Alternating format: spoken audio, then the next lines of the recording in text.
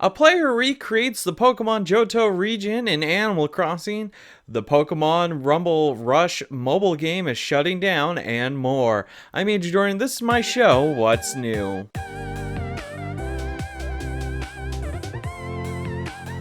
So, today is the day that is happening. Um, I think yesterday was like nice and cool out, and the day before that was also really nice out, so that's really good. Um, Also, I've been working on a video essay of sorts because of my nonlinear editing class. Um, so I should hopefully have that finished. I should be done recording that on Thursday, and then the finished product should be out sometime next week. So not only will I be uploading that to the YouTube channel, like straight up, but I'll also be uploading it directly to the Facebook page and sharing it there. I decided yesterday to like sit down and edit what I had so far, and I'm really happy with the results that it has been. Looking at the time, I am a bit ahead of the script, so like the rule of thumb I was taught for screenplays is that one page equals a minute. Well, I am now on page 3 of my script, page 3 of 5, but I'm at 2.5 minutes. So, like, it's definitely nice to have that bit of insurance from me reading the lines a bit faster than the amount of space it took up on the page. So that I'm really excited for. Tomorrow I have to put on my suit again, the big, very hot suit, and record the last page and a half. There's half of 3, and then 4 and 5, 2.5 pages, right? Because half of page 3 and then page 4 and 5 of the script.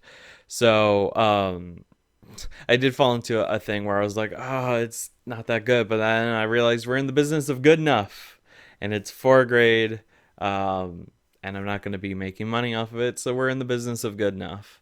But yeah, that has been my pre-show banter, so let's jump into the news. So our first news story of today is that a player has recreated the Pokemon Johto region, or yeah, well, the specific headline that I wrote down for myself was "Player recreates Johto region from Pokemon in Animal Crossing."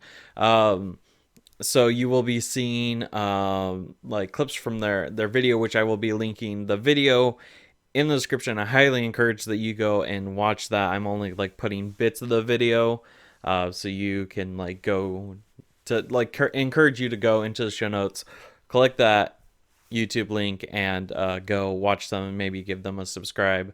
But this Twitter user, I couldn't read their name because I don't read Japanese, but their Twitter handle was at HINOPIK. I believe it's like Hinopic or Hinopic. I'm not entirely sure on that. But the the whole thing is just amazing. There's a tweet that I'm also linking in the show notes.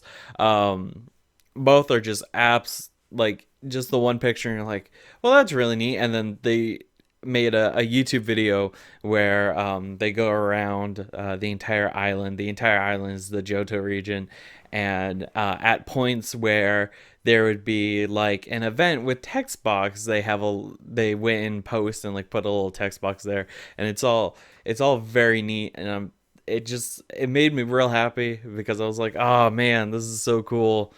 Like, I love seeing what everyone's been doing with the terraforming tools and the expanded like design tools that New Horizons gives. So it's absolutely wonderful, and honestly a little aspiring. If I ever pick up New Horizons, I might try and like recreate the Hoenn region or something. But yeah, so this is really cool, and I wanted to share that with you as like the first news story.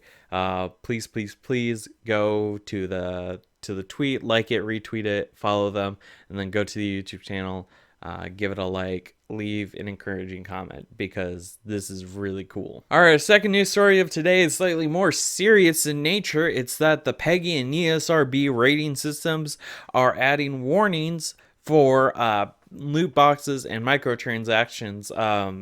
For PEGI specifically, they already had a thing that warns you of in-game purchases, but now they are adding an additional thing where if the game has paid random items, so that's stuff like loot boxes or card packs for something like Hearthstone, or if for like you have a Yu-Gi-Oh game, and the Yu-Gi-Oh game, like you could pay like packs with real money, kind of like the actual um like the actual card game, he said, with like 100 booster packs to his right.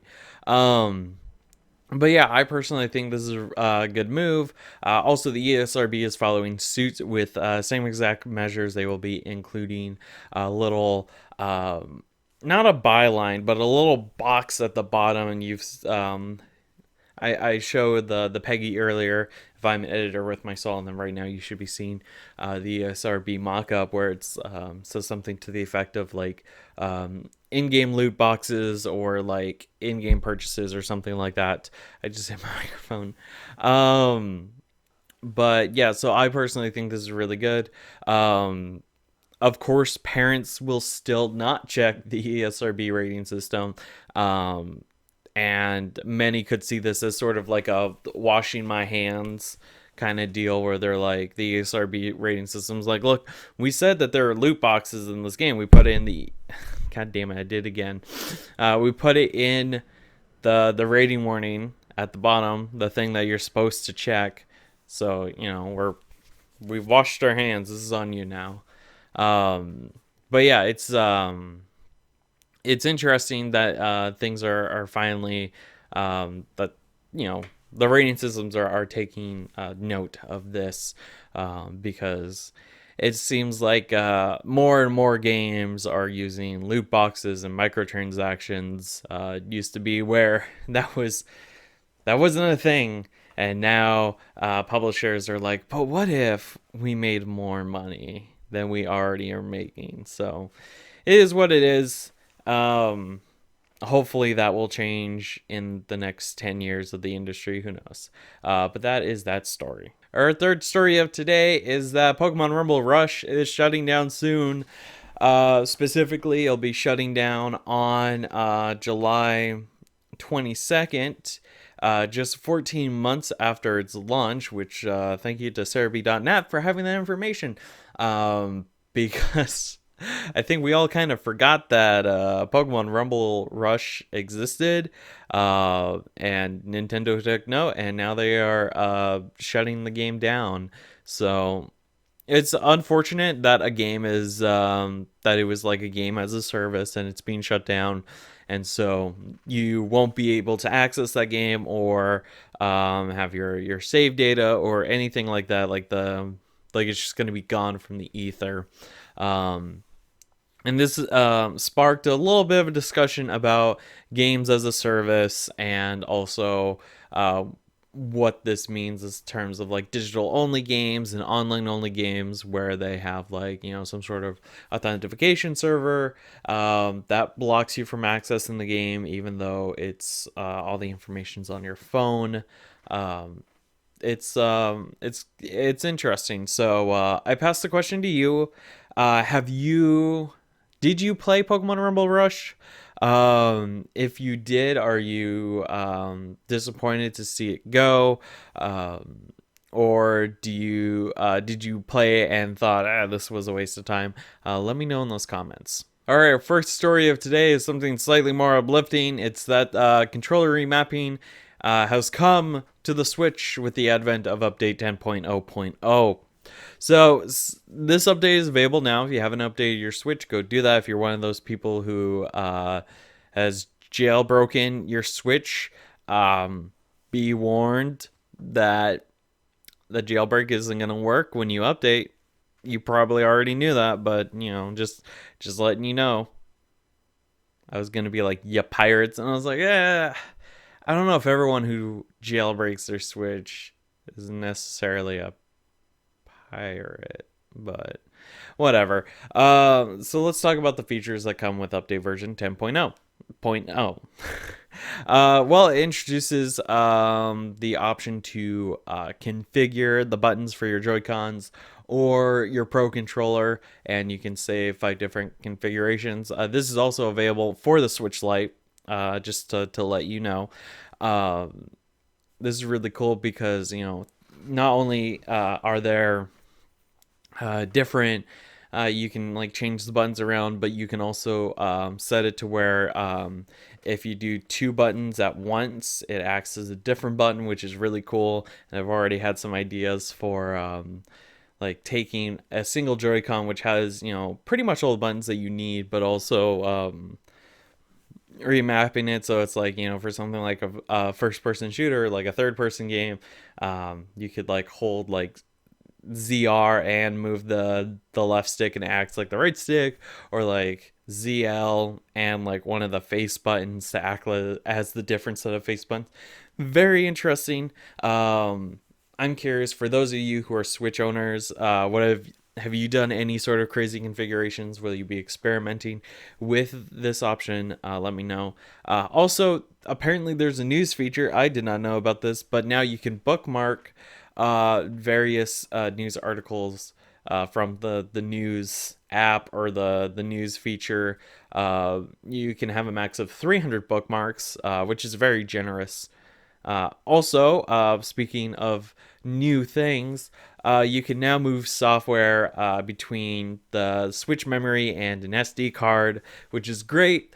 I personally didn't know that was not a thing. So that what the heck?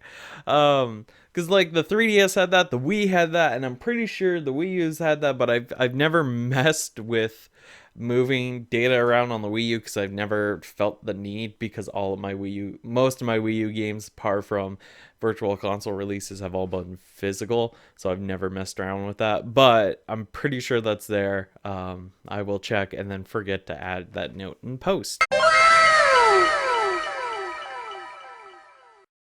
And then also there's a lot more little things spurred around, but those are the biggest things.